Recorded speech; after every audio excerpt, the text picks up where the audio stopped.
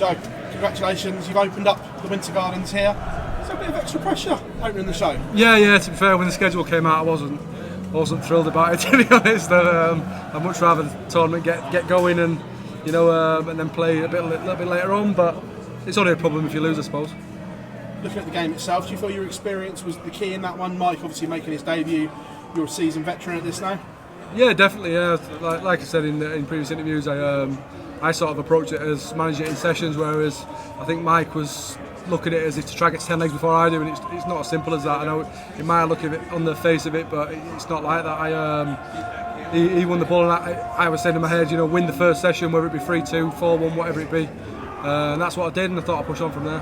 The first round hasn't been a hurdle for you at the Betfred World Matchplay. Potential meeting with Gerwyn Price in round 2. How do you put that right, and how do you put your record right in round 2? Yeah, well, it is a potential meeting, but he's got to get past Stephen Bunting first, and we've seen some crazy results here. It sort of it throws up some crazy and magic results. So it is what it is. If I play Gerwyn, then so be it. If I play Stephen, then so be it. It's a case of there's that many good players in it. In my opinion, anyone sort of in the last 16 is capable of winning it, and that's what I'm trying to do. Last time we spoke to you, you said you took June off and it did you the world of good, and since then we've seen you bounce back on the Euro Tour, good performances on the Pro Tour as well. Do you feel you're in great shape here for the rest of the week? Yeah, well, probably not great shape physically, but yeah. Apart from that, I feel I've been playing the game long enough now. I felt that having June off would benefit me more than practicing the whole of June, and I think it's shown a little bit. I think my form's been at times sort of amazing. But then I think I've sort of corrected the bad games, and I've sort of, the bad games are now not an 85, they're maybe a 91, and that's enough sometimes. The Pro Tour and the PDC in general is cutthroat, so you need to have that second gear rather than no one can always be in top gear. Joe, congratulations. Nice one, cheers, Bob. Joe, 100 average for you there, and second session you're averaging 110. How pleasing is it to see that top game is very much there on the big stage?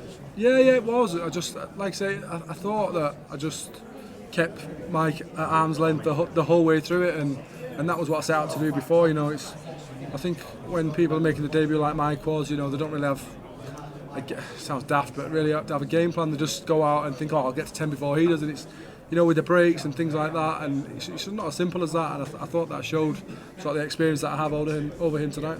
What's the feeling like for you coming back to Blackpool? Blackpool's amazing. It's a little bit cooler this year as well. This is the first time in a few years that it's been a little bit milder outside, because I think it's notorious for being absolutely boiling here. So it was a little bit easier this year, but I'll be ready to go Tuesday regardless of the weather. You've spoken in recent interviews about a bit of a hangover from missing the Premier League. Do you think that's gone now and you're ready to kick on it? Yeah, 100%. Yeah, like I say, I've sulked a little bit, and that's what it is. I don't really want to talk about the Premier League, to be honest.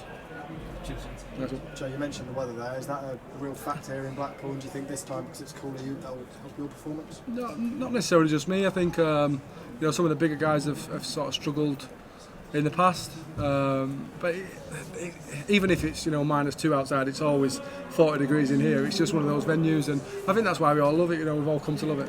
Where do you think your game's at the moment? Because the performance we saw up there has been sort of there occasionally, but not all the time in the last, say, 4 to 6 months. Where do you think your game's at? No, to be honest, I disagree. I think if you look at the stats, I think my game's been where it has been tonight. Probably this last 4 months. I've had a couple of horrible games, but we all, that happens to us all. And as I've said in previous interviews, statistically, I think my game's in a better place than it was last year. But I'm just not winning as much as I did last year. So that's what it's all about.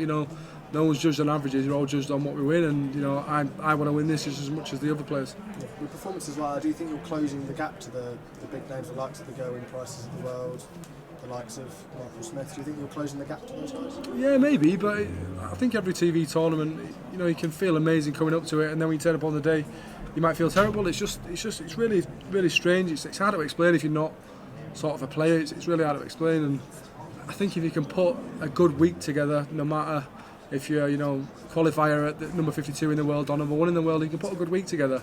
Everybody's dangerous.